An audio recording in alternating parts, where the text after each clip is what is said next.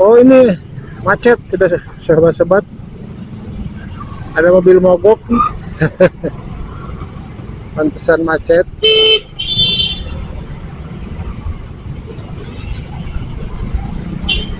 Ada mobil mogok sobat. Eh,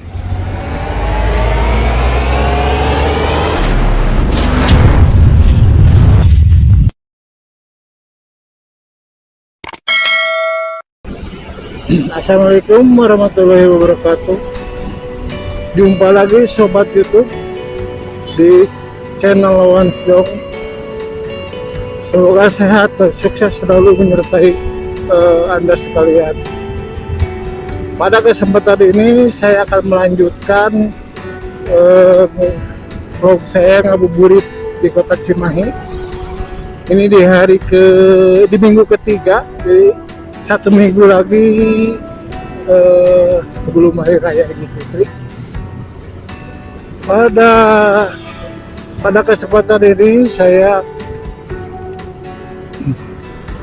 akan melewati jalur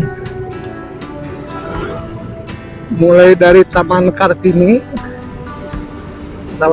Cimahi. Kelihatan biasa-biasa saja, walaupun sarana permainan lengkap,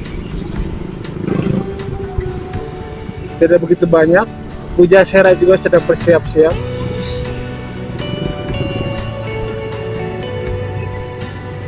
Untuk ngabuburit Ramadan ini, sobat-sobat, dalam ngabuburit di kota Cimahi episode kedua ini,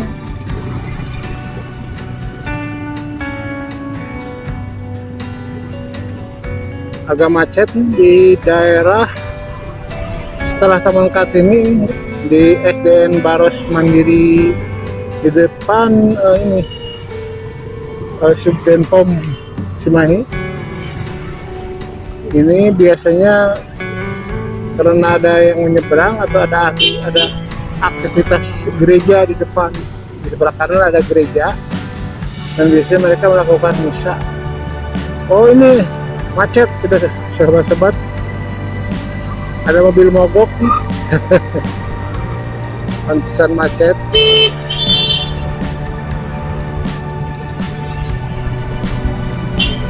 Ada mobil mogok sobat. Rute kita kali ini menelusuri jalan Raya Baros, kemudian kita melewati Pasar Baros, ke Gajah, dan kita memutar ke Jalan Raya Cibeber, kemudian itu masih Cimahi Selatan. Nah, kita masuk ke daerah Cimahi Tengah, ke daerah Padasuka, Jalan Raya Sangkuriang. Kemudian kita masuk ke Cimahi Utara, Jalan Raya Citerup. Turun, kemudian kita berbelok ke bawah ke Jalan Raya Abed Maut dan berakhir di Jalan Gatot Subroto Cimahi. Di hari ke-21 Ramadan ini aktivitas sudah mulai terasa agak padat karena beberapa karyawan swasta sudah mulai berlibur. Bahkan ada beberapa warga yang sudah mulai mudik, terutama yang aktivitasnya usahanya wira swasta. Ya, di depan kita putar balik.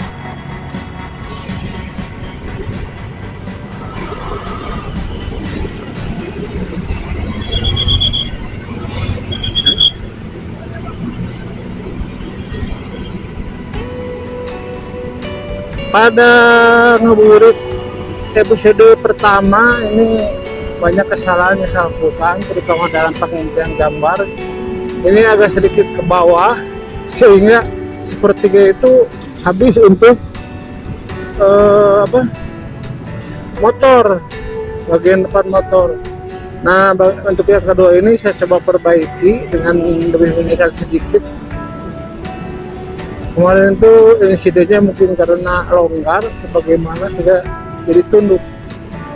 Di sebelah kanan kita ini ada Pusdik Armet, jadi pusat pendidikan artileri Medan, di mana seluruh calon angkatan darat yang sudah dididik dasar ini kejuruan bila dia dijuruskan ke artileri, Nah, di tingkat lanjutan di sini. Di depan Pasar Baros.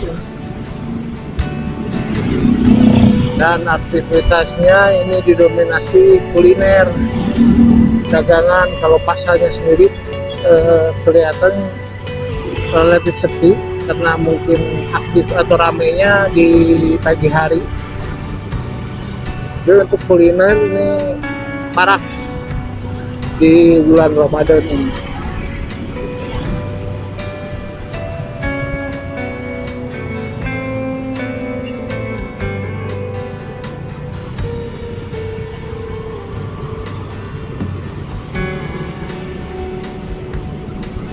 Pasar Baros sepi. Sebelah kiri kita ini ada sekolah Santa Maria, sekolah swasta. Kemudian di sebelahnya itu ada yang bertingkat itu di Edge, di apartemen di Edge, semacam ada yang disewakan, ada yang tinggal.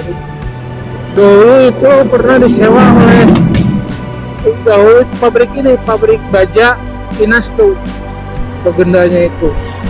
Nah, kemudian tahun 90-an disewa oleh Garuda, kacang Garuda, dan sekarang jadi hotel di apartemen di ini jembatan penyeberangan tol Padal ini, Gate Baros. Alhamdulillah arus lalu lintas relatif renggang, tapi mungkin nanti di beberapa titik ada yang macet, biasanya di pusat-pusat jajanan.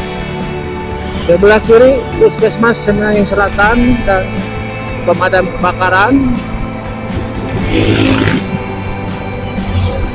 Yang di depan ini ada bundaran, di atas itu ada lintas kereta cepat Indonesia, bus. Di bawahnya ini namanya Bundaran Lewi Gajah. Kita di bener ini, wow, macet bro. Nah, ini daerah macet nih. Kita memutar berbelok ke arah Lewi Gajah, agak macet. Kita coba. Kita coba ke arah Lewi Gajah. Nah, ini anak-anak kelihatan berkreasi, ngebuburit.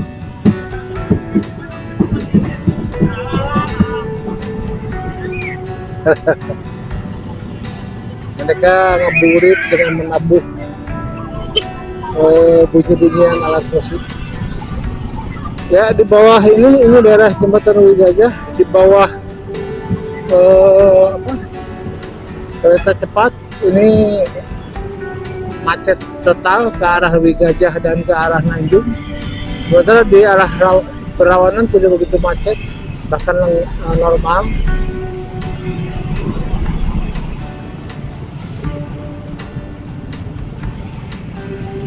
Mudah-mudahan macetnya tidak panjang. Dan di jam-jam kerja memang daerah ini sering macet, antara jam 8, jam 9, dan jam 4 sampai jam 5 sore. Di bawah ini tol Padal ini, arah Cilenyi, dan ke kiri Cilenyi, kanan ke Jakarta, Padalarang. Macet jauh ini saya sobat-sobat.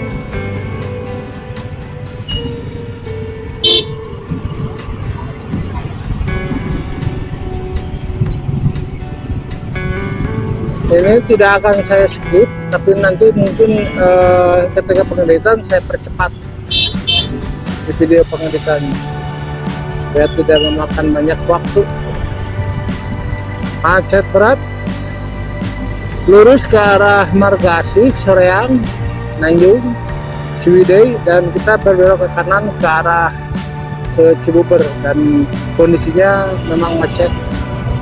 Kenapa bisa macet? Di sini tidak ada traffic light, jadi yang mengatur arah membagi kendaraan itu ini Paogah. polisi preman, dan tentunya pengaturannya kadang-kadang tidak proporsional.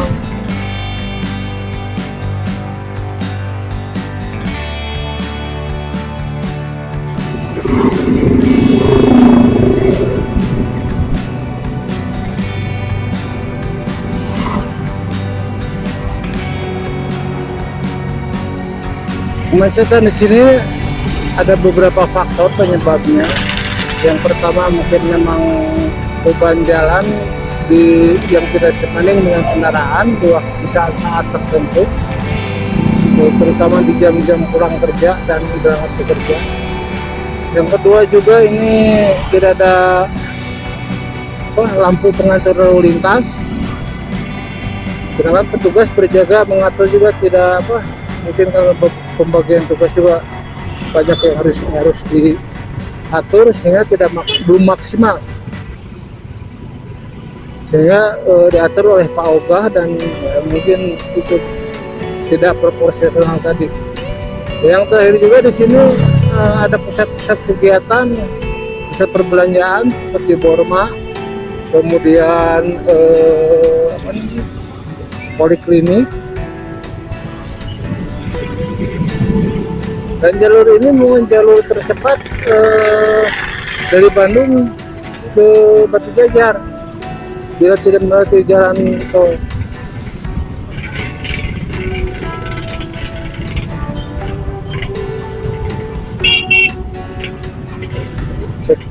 Macet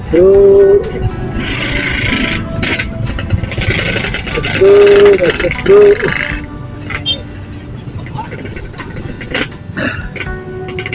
Di depan ini lurus itu ke Cangkorah, Kecamatan Batu Jajar, Kabupaten Bandung Barat. Kita nanti di depan berbelok kanan ke arah Jalan Cibeber, atau mungkin sekarang namanya Jalan Ibu Ganira. Saya juga pada awal bingung di mana Jalan Ibu Ganira. Ternyata Jalan Raya Cibeber itu namanya Jalan Ibu Ganira. Kita berbelok ke Cibeber. Jadi di bulan Ramadan ini kelihatan memang didominasi oleh kuliner untuk di daerah pinggiran. Ini pinggiran karena ini termasuk wilayah Cimahi Selatan. Ya kan, nanti di pusat kota itu macet karena memang ada pusat-pusat perbelanjaan.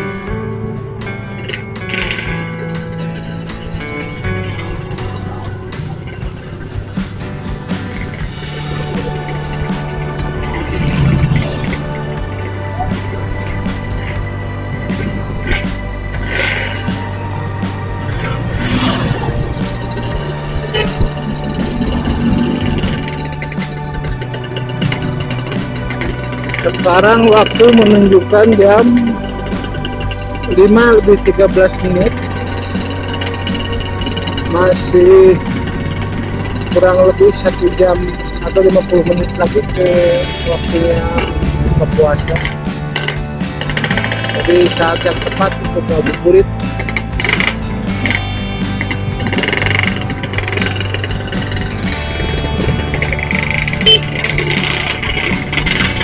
Buat sobat-sobat YouTube yang tidak paham apa itu ngabuburit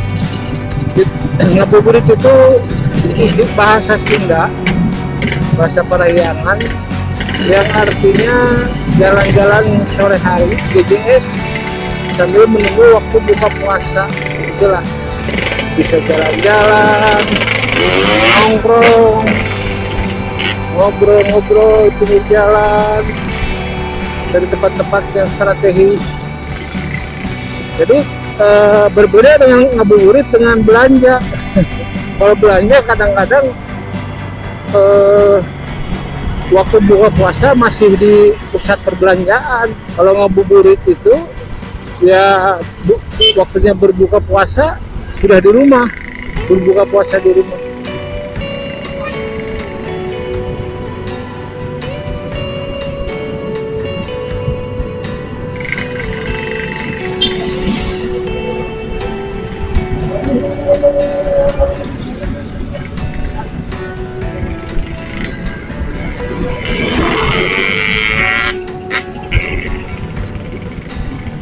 Jalan Ibu Ganirah ini cukup panjang. Ini nanti kita lihat di Google Map jaraknya berapa kilometer. Ini menghubungkan Cimahi Selatan dengan Cimahi Tengah.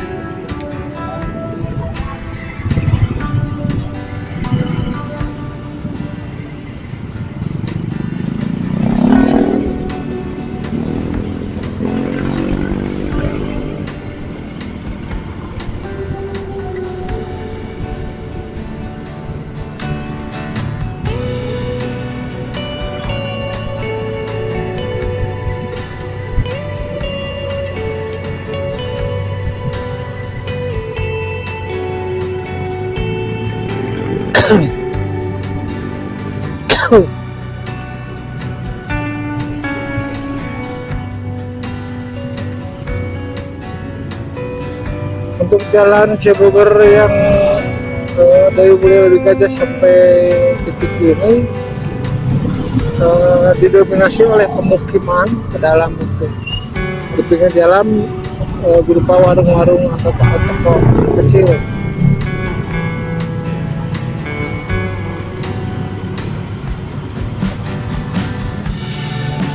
Banyak yang berkuburan.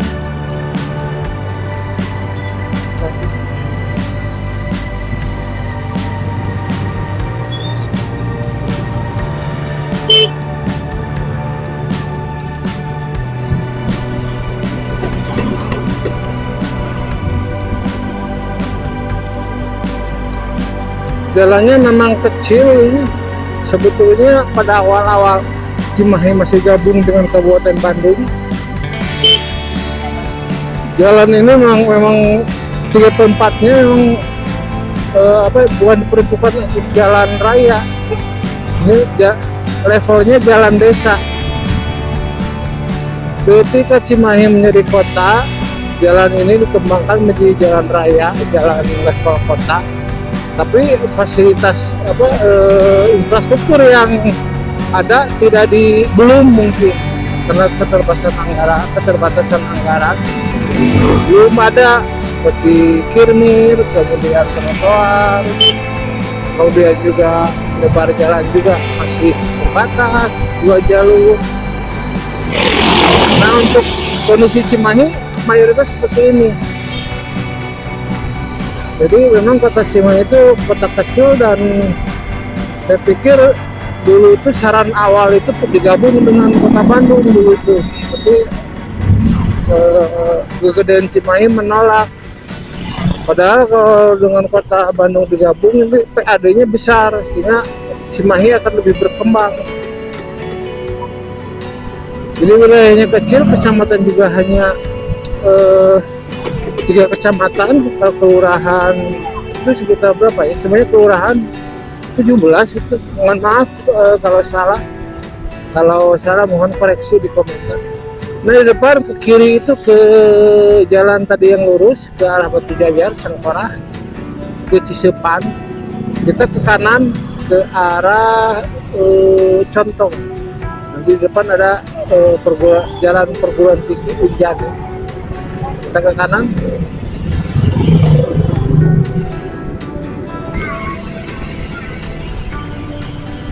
Jadi begitu sobat.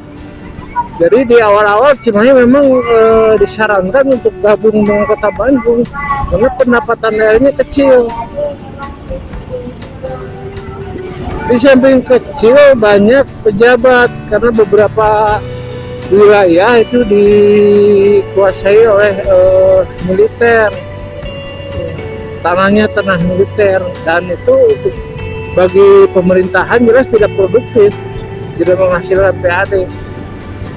Sementara pusat pendidikan militer tertumpuk di Cimahi.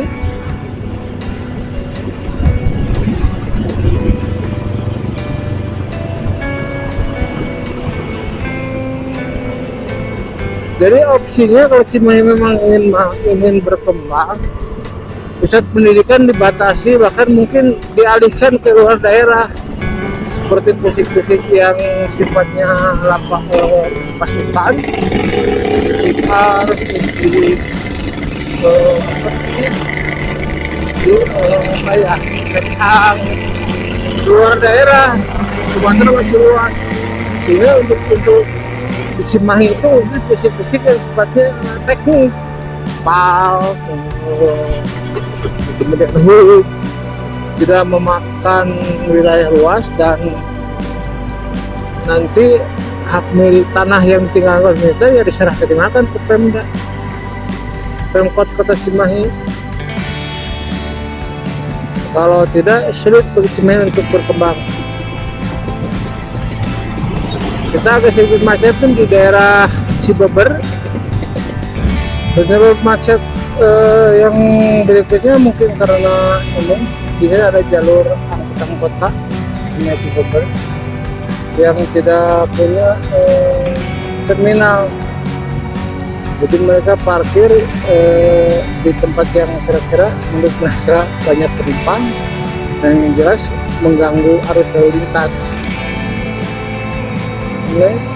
Kondisi macet juga disebabkan karena kendaraan seperti mobil parkir di bahu jalan, memakan ruas jalan.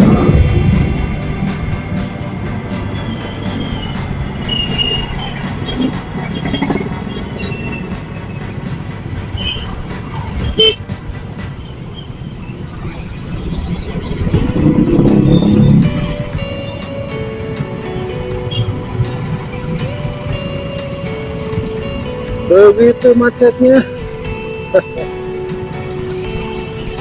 di hari Ramadan, hari ke-20, minggu ketiga, 1 minggu sebelum hari raya Idul Fitri. Di sini didominasi oleh kos-kosan kontrakan asrama mahasiswa. Kita melewati jembatan tol jalur Padalarang Cileunyi. Kita ke kiri ke Padalarang Jakarta, kanan ke Cileunyi. Kalau di Gajah kita arahnya ke selatan, jadi terbalik. Di atas kereta cepat Indonesia Bandung Jakarta. Jadi untuk di daerah ini nggak begitu macet. Hanya di depan itu adalah gerbang Universitas Ahmad Yani.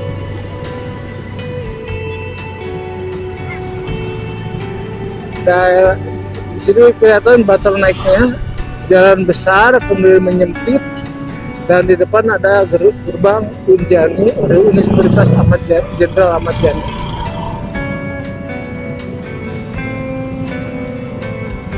Yang juga dipakai untuk arus lalu lintas, dimotong dari arah Cimahi ke arah Cibeber dengan membayar retribusi Rp2.000 karena melewati kampus Unjani.